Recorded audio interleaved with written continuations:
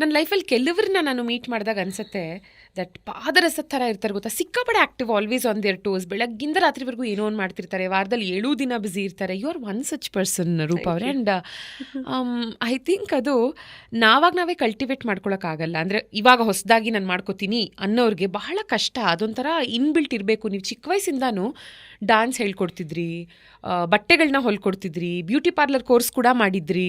So ನನಗೆ ಒಬ್ಬರು I always remember, ಅಂದರೆ ನಮ್ಮೆಲ್ಲರಿಗೂ ಲೈಫಲ್ಲಿ ಯಾರೋ ಒಬ್ಬರು ಯಾವುದೋ ಒಂದು ಪಾಯಿಂಟಲ್ಲಿ ಮೋಟಿವೇಟ್ ಮಾಡಿರ್ತಾರೆ ಅನ್ನೋದಕ್ಕೆ. ನಮ್ಮ ಸೈಕ್ಯಾಟ್ರಿಸ್ಟ್ ಒಬ್ಬರು ಡಾಕ್ಟರ್ GS ಪಾಲಾಕ್ಷ ಅಂತ, ಭಾಳ ಚಿಕ್ಕ ವಯಸ್ಸಲ್ಲಿ ನಮ್ಮ ತಂದೆ ತಾಯಿ ಸುಮ್ಮನೆ ಫ್ಯಾಮಿಲಿ ನಾವು ಹೋಗ್ತಾ ಇದ್ವಿ, ಹೆಂಗಿರಬೇಕು ಏನು ಆಯ್ತಾ ಈ ಡಿಸ್ಕಷನ್ಗೆ. ಅವ್ರು ಯಾವಾಗಲೂ ಹೇಳೋರು, ಸೌಜನ್ಯ ನಿನ್ನ ಕೈ ಯಾವಾಗಲೂ ಅದನ್ನು ಮುಂದೆ ಇಟ್ಕೋ, 5 ಬೆರಳುಗಳು ಏನು ಕಾಣಿಸುತ್ತೆ ಜೀವನದಲ್ಲಿ, ನಾನು ಇದಾಗ್ತೀನಿ, ಇದಾಗಿಲ್ಲ ಅಂದ್ರೆ ಇದು, ಇದಾಗಿಲ್ಲ ಅಂದ್ರೆ ಇದು, 5 ಆಪ್ಷನ್ ಇಟ್ಕೋ. ಅವಾಗ ಒಂದಾಗಿಲ್ಲ ಅಂದಾಗ ನೀನು ತುಂಬ ಬೇಜಾರು ಮಾಡ್ಕೊಂಡು ಡಿಪ್ರೆಸ್ ಆಗ್ಬಿಡಲ್ಲ. ಬಿಕಾಸ್ ನಿನಗೆ ಇನ್ನೂ 4 ಗೊತ್ತಿರುತ್ತೆ. ನಿನಗೆ 4 ಕೈ ಹಿಡಿದಿಲ್ಲ ಅಂದ್ರೂ 5ನೇದು ಕೈ ಹಿಡಿಯುತ್ತೆ ಅಂತ. I tell the same thing. ನಾನು ಯಾವುದೇ ಕಾಲೇಜಿಗೆ ಸ್ಪೀಚ್ ಕೊಡಕ್ಕೆ ಹೋದ್ರು ಎಲ್ಲರೂ ಜನ Jack of all master of ನನ್ನ ಆಗಬೇಡಿ, ಒಂದೇ ಒಂದ್ರಲ್ಲಿ ಹೋಗಿ ಫೋಕಸ್ ಮಾಡ್ಕೊಡು ಅಂತಾರೆ. ನಾನು ಅದಲ್ಲ. ನಾನು ಎಲ್ರಿಗೂ ಹೇಳೋದು, ನೀವು ಮಲ್ಟಿ ಟಾಸ್ಕು ಮಾಡಬೇಕು, ಮಲ್ಟಿ ಟ್ಯಾಲೆಂಟೆಡ್ ಆಗಿರಬೇಕು, ಆಮೇಲೆ ಎಲ್ಲವನ್ನು ಪರ್ಫೆಕ್ಟ್ ಆಗೇ ಮಾಡಬೇಕು. ಒಬ್ಬ ಮನುಷ್ಯ ಒಂದನ್ನು ಚೆನ್ನಾಗಿ ಮಾಡಿದ್ರೆ ಇನ್ನೊಂದು ಖಂಡಿತ ಚೆನ್ನಾಗಿ ಮಾಡ್ತಾನೆ. ಒಬ್ಬನಿಗೆ ಒಂದು ಸರಿಗೆ ಬರಲ್ಲ ಅಂದ್ರೆ ಇನ್ನೊಂದು ಸರಿಗೆ ಮಾಡಲ್ಲ, ನೀವು ಗಮನಿಸಬೇಕಾದ್ರೆ. ಸೊ ನಾನು ಹೇಳೋದು ಎಲ್ಲಾದ್ರಲ್ಲೂ ಹೋಗಿ, ಒಂದ್ರಲ್ಲಿ ನೀವು ಕೆಳಗೆ ಬಿದ್ರೂ ಇನ್ನೊಂದು ಕೈ ಹಿಡಿಯುತ್ತೆ, ಅಥವಾ ನೀವು ಒಂದ್ರಲ್ಲಿ ಕೆಳಗೆ ಬಿದ್ದರೂ ನೀವು ಡಿಪ್ರೆಷನ್ಗೆ ಹೋಗಲ್ಲ. ಬಿಡೋ ಸೆಕೆಂಡ್ ಒನ್ನಲ್ಲಿ ನಾನು ಸಕ್ಸಸ್ನ ಪಡ್ಕೋತಿದ್ದೀನಿ ಅಂತ. ನನ್ನ ವಿಚಾರದಲ್ಲೂ ನಾನು ಅದೇ ತರಾನೇ. ಆಮೇಲೆ ನನ್ಗದು ಮೈಗೂಡ್ಕೊಂಡು ಬಂದಿದೆ ಅಂತಲ್ಲ, ನೀವು ಇದ್ರ ಮುಂಚೆ ಹೇಳಿದ್ರಲ್ಲ ನಾನು ಮಲ್ಟಿ ಟಾಸ್ಕು ಮತ್ತೆ ಬೆಳಗ್ಗೆ ಸಂಜೆ ತನಕ ಪರ್ಪಸ್ಫುಲಿ ನಾ ಮಾಡ್ಕೊಂಡೆ. ಯಾಕೆ ಅಂದ್ರೆ ವೆನ್ ಐ ರಿಯಲೈಸ್ಡ್ ನಾನು ಈ ಜನ್ಮದಲ್ಲಿ ಕರ್ಮಗಳನ್ನು ಬೇಗ ಮುಗಿಸ್ಕೊಳ್ದೆ ಹೋದ್ರೆ ಮುಂದಿನ ಜನ್ಮ ಬರಬೇಕು ಅನ್ನೋದು ಒಂದು ಥಾಟ್ ತಲೆಗೆ ಬಂದ್ಬಿಡ್ತಲ್ಲ, ಪರಮಾತ್ಮ ನನಗೆ ಬೇಡಪ್ಪ ನೆಕ್ಸ್ಟ್ ಜನ್ಮ ನನಗೆ ಮುಕ್ತಿ ಕೊಡಬೇಕು ಅಂತ ನಾನು ಅಂದ್ಕೊಂಡಾಗ ಎಲ್ಲ ಕರ್ಮಗಳನ್ನ ಪಟ ನೀವು ಮುಗಿಸ್ಕೊಂಡು ಹೋಗಬೇಕು. 24 ಅವರ್ಸಲ್ಲಿ ನನಗೆ ಸುಸ್ತಾಯಿತು, ಸೊಂಟ ನೋವು ಬಂತು, ನಂಗೆ ದುಃಖ ಆಯಿತು, ನಾ ಮಲ್ಕೋಬೇಕು, ಅದಕ್ಕೆಲ್ಲ ನಾನು ಟೈಮೇ ಕೊಡೋಲ್ಲ. ಬಟ್ ಇವಾಗ ನಿಮ್ಮ ಪಾಯಿಂಟ್ ಆಫ್ ವ್ಯೂ ಇಂದಾನೆ ಒಂದು ಪ್ರಶ್ನೆ, ಯಾಕಂದರೆ ನನಗೆ ಮುಂದಿನ ಜನ್ಮ ಬೇಕು, ಐ ಲವ್ ರೀಬರ್ತ್, ಬಟ್ ಇದೇ ಥರ ಇರಬೇಕು ಅನ್ನೋ ಒಂದು ನಾನು ಹೇಳ್ತೀನಿ ಬನ್ನಿ. ಆಯಿತಾ? ಇವಾಗ ನೀವು ಎಷ್ಟೇ ಕರ್ಮಗಳನ್ನು ಫಾಸ್ಟಾಗಿ ಮುಗಿಸ್ಕೊಂಡ್ರು ಏನು guarantee that you can complete ಅದನ್ನು ಅಂತ? ನಿಮ್ಗೇನಂದ್ರೆ ಒಂದು ದೇವರು ಸೂಚನೆ ಕೊಡ್ತಾ ಹೋಗ್ತಾನೆ, ಯಾವ ರೀತಿ ಭಕ್ತಿಲಿ ಕನೆಕ್ಟ್ ಆಗ್ತಾ ಹೋಗ್ತೀವಿ, ಯಾವ ರೀತಿ ಕರ್ಮಗಳನ್ನು ಮುಗಿಸ್ತಾ ಹೋಗ್ತೀವಿ, ಯಾವ ರೀತಿ ಕಾನ್ಷಿಯಸ್ ಆಗಿ ನನ್ನ ಶತ್ರು ನನ್ನ ಮುಂದೆ ನಿಂತಿದ್ದಾಗಲೂ ನಾನು ಒಳ್ಳೆಯವಳಾಗಿರ್ತೀನಿ, ಅವನು ಕೆಟ್ಟವನಾಗಿರಲಿ ನಾನು ಒಳ್ಳೆಯವಳಾಗಿರ್ತೀನಿ, ಅವನೇ ಹೆದರ್ಕೊಂಡು ಹೋಗ್ತಾನೆ. ಅಥವಾ ಅವನಿಗೆ ನಾನು ಎಲ್ಲ ಮಾಡಿ ಎಲ್ಲ ಕೊಟ್ಟಿದ್ರು ಅವನ ಕರ್ಮ ಅವನು ಎತ್ಕೊಂಡು ಹೋಗ್ತಾನೆ, ಬ್ಯಾಡ್ ಕರ್ಮನ. ನನ್ನ ಪುಣ್ಯ ಕರ್ಮ ನಾನು ಎತ್ಕೊಂಡು ಹೋಗ್ತೀನಿ. ಸರಿ, ನಿಮ್ಗೆ ಗೊತ್ತಾಗ್ತಾ ಹೊರಟೋಗ್ಬಿಡುತ್ತೆ. ನೀವು ಪೂಜೆ ಮಾಡ್ತಾ ಮೆಡಿಟೇಷನ್ ಮಾಡ್ತಾ ನೀನು ಯಾವುದು ಸರಿ ದಾರಿಲಿದೆಯಾ, ಆಯಿತು ಹಿಂದೆ ನೆನ್ನೆನೇ ತಪ್ಪು ಮಾಡಿದ್ನ ಇವತ್ತೇ ಕರೆಕ್ಷನ್ ಮಾಡ್ಕೊಂಡ್ಬಿಡ್ಬೇಕು. ಕೆಲವರು ತಪ್ಪು ಮೇಲೆ ತಪ್ಪು ಮಾಡ್ಕೋತಾರಲ್ಲ, ಆ ಕರೆಕ್ಷನ್ ಮಾಡೋಕ್ಕಾಗಲ್ಲ. ತಪ್ಪೇ ಮಾಡಲ್ಲ ಮನುಷ್ಯ ಅಂತಲ್ಲ, ಬೇಕಾದಷ್ಟು ತಪ್ಪು, ಅರ್ಜುನನು ಬೇಕಾದಷ್ಟು ತಪ್ಪುಗಳನ್ನು ಮಾಡಿದ್ರು, ಅದನ್ನು ಕೃಷ್ಣ ಸರಿಪಡಿಸ್ಕೊ ಅಂತ ಹೇಳಿ. ಅದೇ ರೀತಿ ನಾವು ತಕ್ಷಣ ಸರಿಪಡಿಸ್ಕೊಂಡು ಮುಂದಕ್ಕೆ ಹೊರಟೋದಾಗ ನಮ್ಗೆ ಅವಾಗ ಗೊತ್ತಾಗ್ತಾ ಹೋಗುತ್ತೆ ಕಾನ್ಷಿಯಸ್ನೆಸ್ಗೆ. ಆಮೇಲೆ ದೇವರು ಬ್ಯೂಟಿಫುಲ್ಲಾಗಿ ನಾವು 1 ಹೆಜ್ಜೆ ಇಟ್ಟರೆ ದೇವ್ರು 10 ಹೆಜ್ಜೆ ಇಡ್ತಾರಂತೆ ನನಗೆ ದಾರಿ ತೋರ್ಸೋಕ್ಕೆ. ಸೊ ಅವಾಗ ನಾನು 1 ಹೆಜ್ಜೆ ಇಟ್ಟು ಒಂದು ಮೆಡಿಟೇಷನ್ ನಾನು ಕೇಳ್ಕೊಂಡೆ ಅಂತ ಹೇಳಿದ್ರೆ ನನ್ನ ನೆಕ್ಸ್ಟ್ ಕರ್ಮಗಳನ್ನು ಅವರು ರೂಪಿಸ್ತಾ ಹೋಗ್ತಾರೆ. ಇವಾಗ ನಾನು ಫಿಲಮ್ ಮಾಡೋದೇ ಆಗಲಿ ಏನೇ ಆಗಲಿ, ನಾನು ಸುಮ್ಮನೆ ಸಬ್ಜೆಕ್ಟ್ ಏನೋ ತೊಗೊಂಡು ಮಾಡಲ್ಲ. ಬೆಳಗ್ಗೆ ಮೆಡಿಟೇಷನ್ ಕೂತ್ಕೋತೀನಿ, ಯಾವ್ದು ಮಾಡಬೇಕು ಅನ್ನೋದು ಪೂಜೆಗೆ ಕೂತಾಗ ಅವ್ರು ಅಪಿಯರ್ ಆಗಿ 100 ಸಬ್ಜೆಕ್ಟಲ್ಲಿ ನೀನು ಇದೊಂದು ಮಾಡು ಅಂತಾರೆ. ನನಗೇನು ಎಲ್ಲ ಮಾಡಿ ಕಮರ್ಷಿಯಲಿ ಹಿಟ್ಟಾಗಿ ಹಂಗಾಗಬೇಕು ಅಂತಿಲ್ಲ.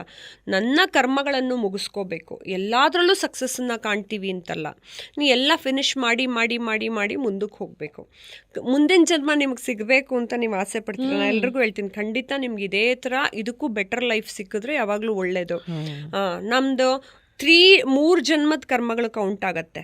ಅಕಸ್ಮಾತ್ 3 ಜನ್ಮದ ಹಿಂದಿಂದ ಏನೋ ಮಾಡಿದ್ವಿ ಅಂತನ್ಬಿಟ್ಟು ಬೇರೆ ಥರ ಸಿಕ್ಕಿದ್ರೆ ಈಗಿರೋ ಜ್ಞಾನ ಇದ್ರೆ ಓಕೆ.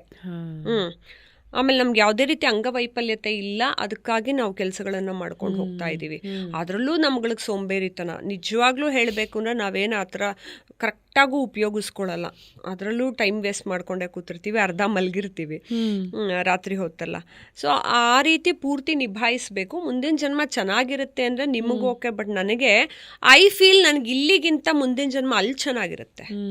ಯಾಕೆ ಅದನ್ನು ನೋಡ್ದೇನೆ ಇಲ್ಲಿ ಚೆನ್ನಾಗಿರುತ್ತೆ ಅನ್ಕೋಬೇಕು? ಇದೆಲ್ಲ ನಾರ್ಮಲ್ ಲೈಫು, ನಾರ್ಮಲ್ ಮನುಷ್ಯರು ಬದುಕಿರೋ ಅಂಥ ಜಗತ್ತು. ದೇವಲೋಕ ಇದಕ್ಕಿಂತ ಚೆನ್ನಾಗಿರುತ್ತಲ್ಲ. ನನ್ಗೆ ಅದನ್ನೂ ಬೇಡ, ದೇವಲೋಕನೂ ಮೀರಿ ನನಗೆ ಸದ್ಗತಿ ಕೊಡು ಅಂತ ಹೇಳ್ಕೊತೀನಿ. ಅವನೇ ಕೃಷ್ಣ ಬಂದು ಎತ್ಕೊಂಡು ಹೋಗ್ಬೇಕು ನನ್ನ.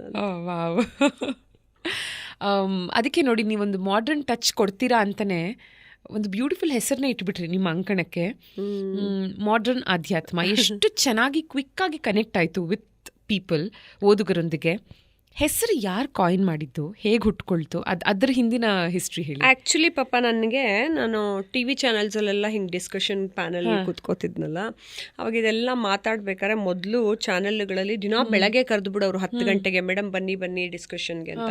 ಮೊದಲು ದಿನಾ ಹೋಗ್ತಿದ್ದೆ ನಾನು. ಅವಾಗ ಹೋಗ್ತಿದ್ದಾಗ, ಮೇಡಮ್ ನೀವು ಏನು ಮಾತಾಡ್ತಿರೋ ಅದನ್ನೇ ನಮಗೆ ಬರ್ಕೊಡಿ ಸಾಕು, ಆ ಥರದ್ದು ಅಂತ ಹೇಳೋರು. ಆಮೇಲೆ ಅವ್ರು ಏನು ಹೇಳಿದ್ರು, ತುಂಬ ಫಿಲಾಸಫಿನೂ ಹಾಕ್ಲೇಬೇಡಿ, ಯಾರೂ ಓದಲ್ಲ. ನಾನು ಯಾರಿಗೋ ಇವಾಗ ತರಕಾರಿ ಮಾರೋರು, ಆಟೋ ಓಡಿಸೋರು, ಅಥವಾ ಯಾರೋ ಸ್ಟೂಡೆಂಟು, ಈವನ್ ಅನ್ಯ ಧರ್ಮಿಗಳು, ಯಾರೇ ನೋಡಿದ್ರು ಅದಕ್ಕೆ ರಿಲೇಟ್ ಆಗಬೇಕು. ನೀವೇನು ಮಾತಾಡ್ತಿರೋ ಅದೇ ಥರ ಹಾಕ್ಕೊಡಿ, ಸಿಂಪಲ್ ಫಿಲಾಸಫಿಲಿ ಅಂತ. ಆ್ಯಕ್ಚುಲಿ ನಾನು ಉಪನಿಷತ್ತೆಲ್ಲ ಹಾಕ್ಬಿಟ್ಟು ಕಾಂಪ್ಲಿಕೇಟೆಡ್ ಆಗಿ ಬರೆದೆ, ಹಿಂಗೂ ಬೇಡ ಅಂದ್ಬಿಟ್ರು ಅವರು ನಾ ಫಸ್ಟ್ ಬರೆದಾಗ. ಆಮೇಲೆ ಸಿಂಪಲ್ ಆಗಿ ಮಾತಾಡೋ ಹಂಗೆ ಬರ್ಕೊಡಿ ಅಂದರು. ಮಹಾಬಲ ಭಟ್ರು ಅಂತ ಇದ್ರು ಉದಯವಾಣಿಲಿ, ಅವರು ಪಾಪ ನನ್ನ ಜೊತೆ ಕಮ್ಯುನಿಕೇಟ್ ಮಾಡಿ, ಅವರು ಮತ್ತೆ ರವಿ ಹೆಗ್ಡೆ ಸರ್, ಅಲ್ಲಿ 12 ವರ್ಷ ಬರೆದೆ ಸತತವಾಗಿ. ಅದಾದ್ಮೇಲೆ ನಾನು ಬುಕ್ಸ್ ಎಲ್ಲ ರಿಲೀಸ್ ಮಾಡಿ, ಆಮೇಲೆ ಧರ್ಮಕರ್ಮ ಅಂತಾನು ರೀಸೆಂಟ್ ಆಗಿ ಇನ್ನೊಂದು ರಿಲೀಸ್ ಮಾಡಿದೆ. ನೀವು ನನ್ನ ಮಾಡ್ರನ್ ಆಧ್ಯಾತ್ಮ ರಿಲೀಸ್ಗೆ ಬಂದಿದ್ದು. ಹೌದು. ಸೊ ಈ ಮಾಡ್ರನ್ ಆಧ್ಯಾತ್ಮ ತುಂಬ ವೈರಲ್ ಆಯಿತು, ತುಂಬ ಜನರನ್ನ ಕನೆಕ್ಟ್ ಮಾಡ್ತು. ಒಂದು ಆರ್ಟಿಕಲ್ ನನಗೆ ಹೇಳ್ತೀರಾ? ಅಂದರೆ ಈ ಆರ್ಟಿಕಲಲ್ಲಿ ಬಂದಂಥ ಒಂದು ಕಥೆ ಇದರ ಜನರಿಗೆ ತುಂಬ ಚೆನ್ನಾಗಿ ಕನೆಕ್ಟ್ ಆಯಿತು ಅನ್ನೋದಿರಬಹುದು, ಅಥವಾ ಆ ಕಥೆ ನೀವು ತುಂಬ ರಿಸರ್ಚ್ ಮಾಡಿ ತೆಗಿಬೇಕಾಯಿತು ಅನ್ನೋವಂಥದ್ದು, ಅಥವಾ ತುಂಬ ಒಳ್ಳೆ ರೆಸ್ಪಾನ್ಸ್ ಸಿಕ್ತು ಈ ಆರ್ಟಿಕಲ್ಗೆ ಅನ್ನೋಂಥ ಒಂದು ಕತೆ, ಅನ್ಫರ್ಗೆಟಬಲ್ ಒನ್. ಹುಟ್ಟು ಸಾವಿನ ನಡುವೆ ಸಮಯ ಪ್ರಜ್ಞೆ, ಇದೆಲ್ಲ ಕಡೆ ನಾನು ಹೇಳ್ಕೊಂಡು ಹೋಗ್ತೀನಿ ಇದಕ್ಕೆ. ಆಮೇಲೆ ತುಂಬ ಪಂಚೇಂದ್ರಿಯಗಳ ಪ್ರಚೋದಕನೇ ಪರಿಪೂರ್ಣ ಪ್ರೇಮಿ. ಯಂಗ್ಸ್ಟರ್ಸ್ನ ಫಸ್ಟ್ ಅಟ್ರಾಕ್ಟ್ ಮಾಡಕ್ಕೆ, ಬಂದ್ರಪ್ಪ ಫಿಲಾಸಫಿ ಕಲೀರಿ ಅಂದರೆ ಯಾರೂ ಬರಲ್ಲ.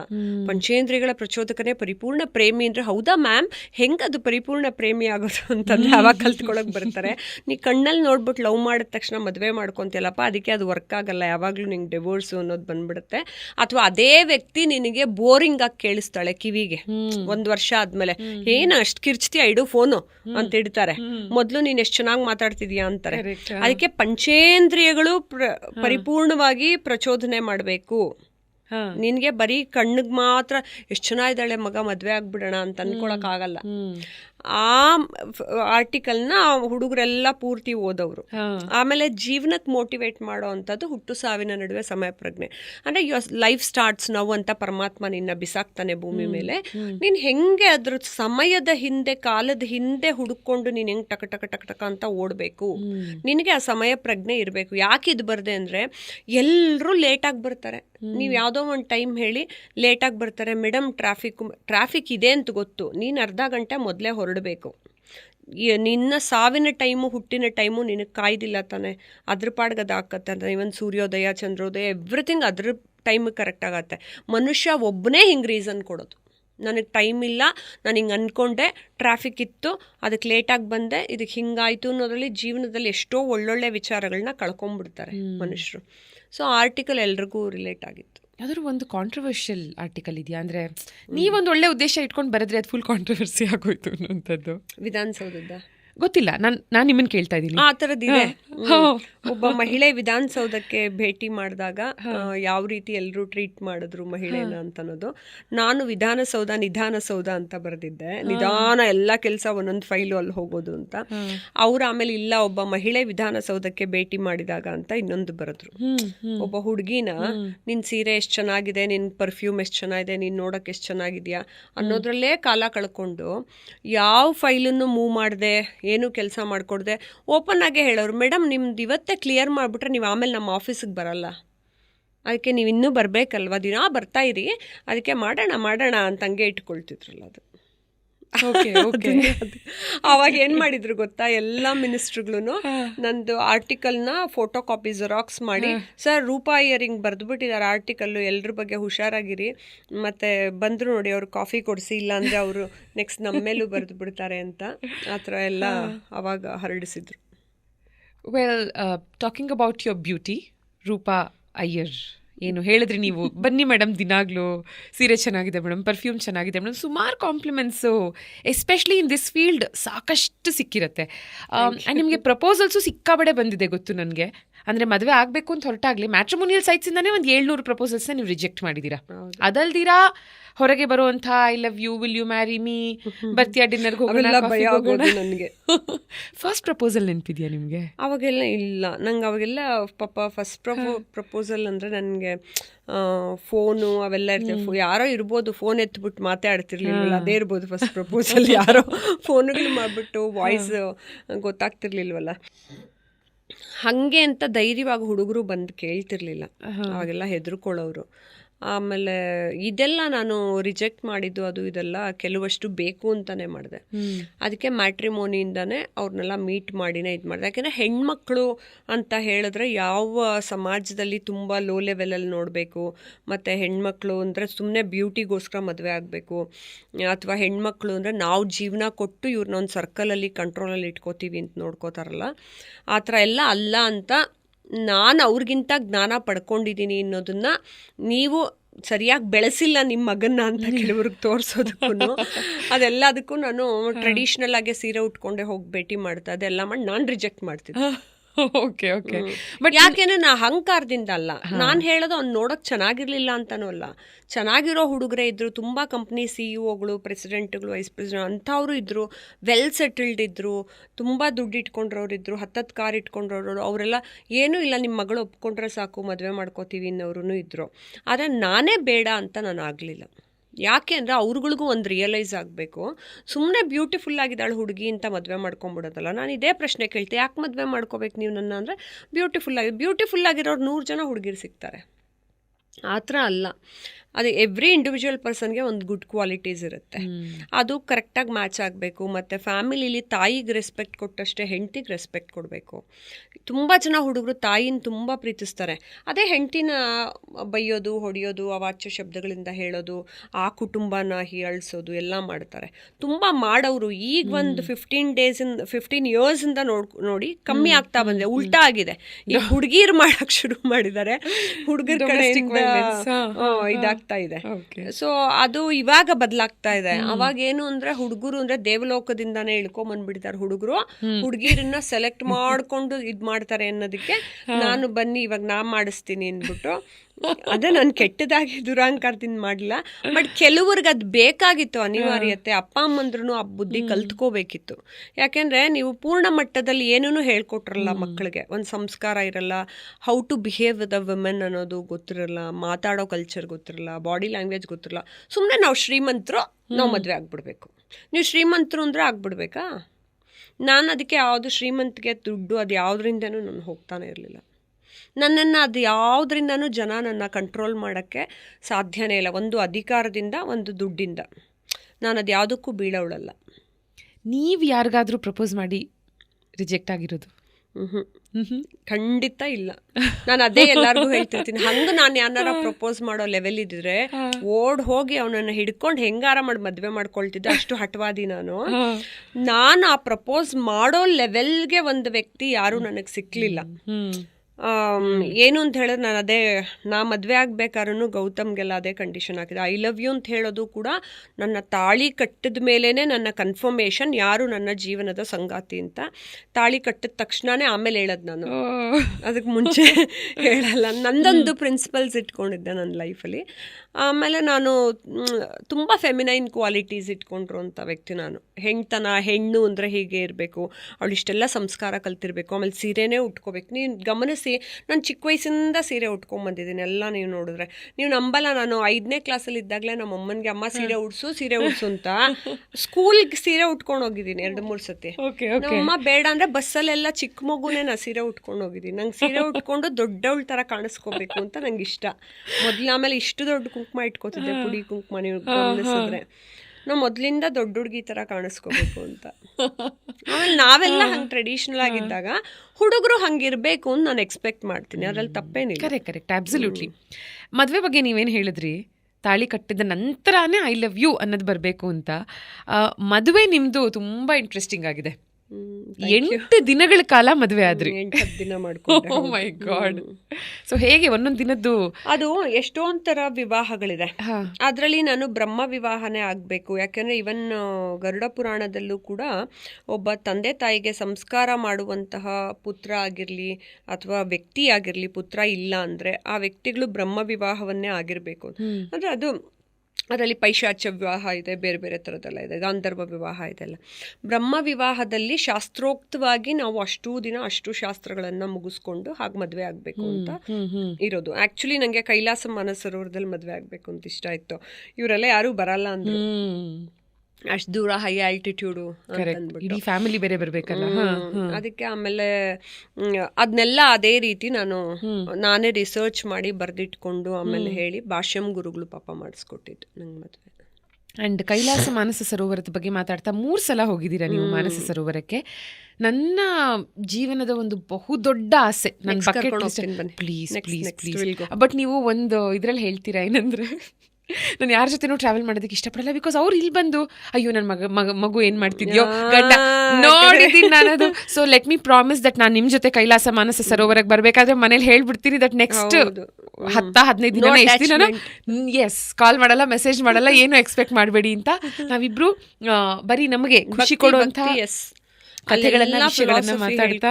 ಎಸ್, ಬಟ್ ಇವಾಗ ಸ್ಟಾಪ್ ಮಾಡಿದ್ದಾರೆ ಅಂತ ಕೇಳ್ಪಟ್ಟೆ. ಅಂದ್ರೆ ಅದು ವರ್ಷದಲ್ಲಿ ಎಲ್ಲಾ ಟೈಮು ಓಪನ್ ಇರಲ್ಲ, ಈಗ ಓಪನ್ ಇರುತ್ತೆ ಅಪ್ ಟು ಆಗಸ್ಟ್ ಸೆಪ್ಟೆಂಬರ್ ತನಕ open. But last few years ಇಂದ ಪರಿಕ್ರಮ ಮಾಡೋದಕ್ಕೆ ಅವಕಾಶ ಇಲ್ಲ ಅಂತ ಇಲ್ಲ. ಇನ್ನರ್ ಪರಿಕ್ರಮ ಇಲ್ಲ. ಇನ್ನರ್ ಪರಿಕ್ರಮಗೆ ಲೈಸೆನ್ಸ್ ತಗೊಂಡು ನೀವು ಹೋಗ್ಬೇಕು. ಯಾಕಂದ್ರೆ ಇನ್ನರ್ ಪರಿಕ್ರಮ ಹೋಗೋದು ತುಂಬಾ ಕಷ್ಟ. ಯಾಕಂದ್ರೆ ನಾನು ಹೋಗ್ತೀನಿ, ನನ್ನ ಜೊತೆ 2-3 ಜನ ಶೇರ್ಪಾಗಳು ಜೊತೆಗೆ ಬರಬೇಕು.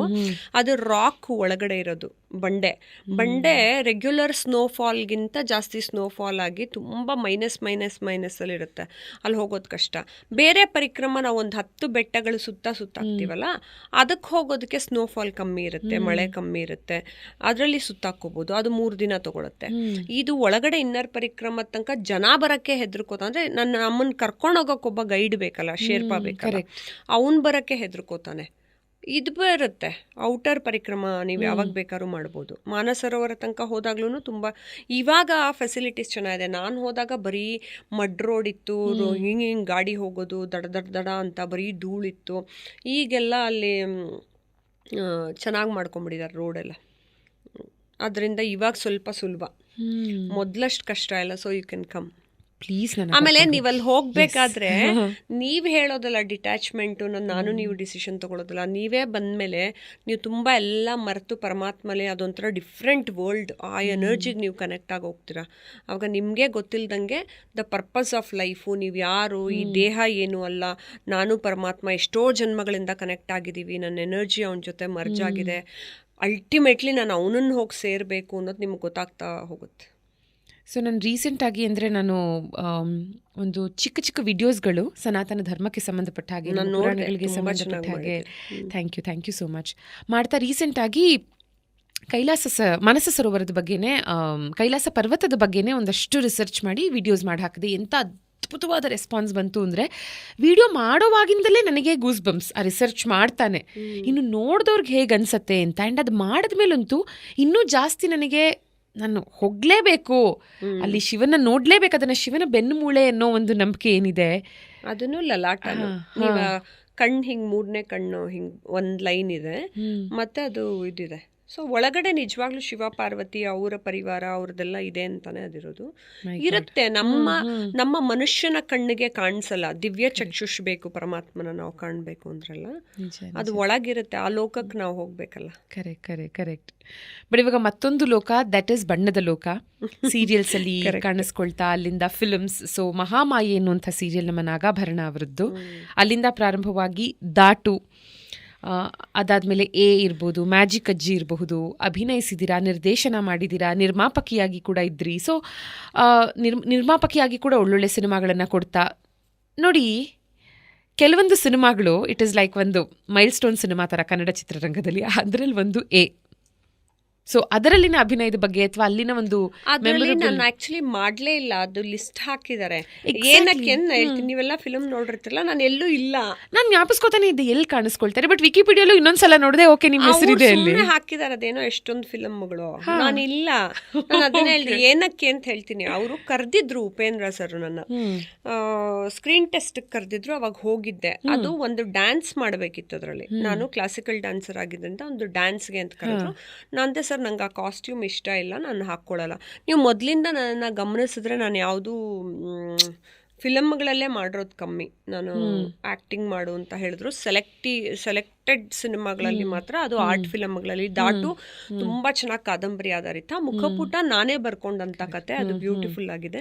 ಸೊ ಆ ಥರ ಸೆಲೆಕ್ಟೆಡ್ ಸಿನಿಮಾಗಳಲ್ಲಿ ಮಾತ್ರ. ಇವಾಗ ಚೈತನ್ಯ ಅನ್ನೋದೊಂದು ಮಾಡಿದೆ, ಮಕ್ಕಳ ಸಿನಿಮಾ, ಅದೆಲ್ಲ ನನ್ನ ಕ್ಯಾರೆಕ್ಟರ್ಗೆ ಮ್ಯಾಚ್ ಆಗುವಂಥದ್ದು. ಇವನ್ ಮಹಾಮಾಯೆ ದೇವಿ ಪಾತ್ರ ನಾನು ತುಂಬ ಆಸೆ ಪಟ್ಟು ಮಾಡಿದಂಥದ್ದು, ಅದೆಲ್ಲ ಇದೆ.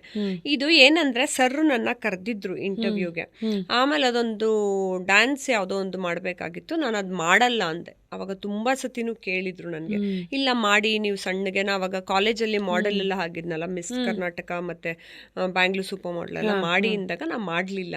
ಬಟ್ ಅದೇನೋ ಲಿಸ್ಟಲ್ಲಿ ಯಾರು ಡಿಸ್ಕಷನ್ ಅಲ್ಲಿ ಹೇಳಿದ್ರೋ ಗೊತ್ತಿಲ್ಲ, ರೂಪಾ ಅಯ್ಯರ್ ಅಂತ, ಅದನ್ನ ರೂಪಾ ಅಯ್ಯರ್ ಅಂತ ಹಾಕಿದಾರೆ. ಆ ಥರ ಎಲ್ಲ ನಾನು ಓಕೆ ಮೋಸ್ಟ್ಲಿ ನಮ್ ಕಣ್ ತಪ್ಪ ಹೋಗಿದೆ, ಎಲ್ಲೋ ಇದ್ದೀರಾ ಅಂತ. ಮ್ಯಾಜಿಕ್ ಅಜ್ಜಿ ಇಲ್ಲ, ನಾನು ಅದನ್ನೇ ಅದರಲ್ಲೂ ಇದೆ ನಿಮ್ಮ ಹೆಸರು, ಗೊತ್ತಾ, ನೋಡಿದೀರಾ? ಅವರು ಸುಮ್ಮನೆ ಎಷ್ಟೊಂದು 3-4 ಕಡೆ ನಾ ಮಾಡಬೇಕಿತ್ತು ಅನ್ನೋದಕ್ಕೆ ಹಾಕಿದ್ದಾರೆ. Okay okay.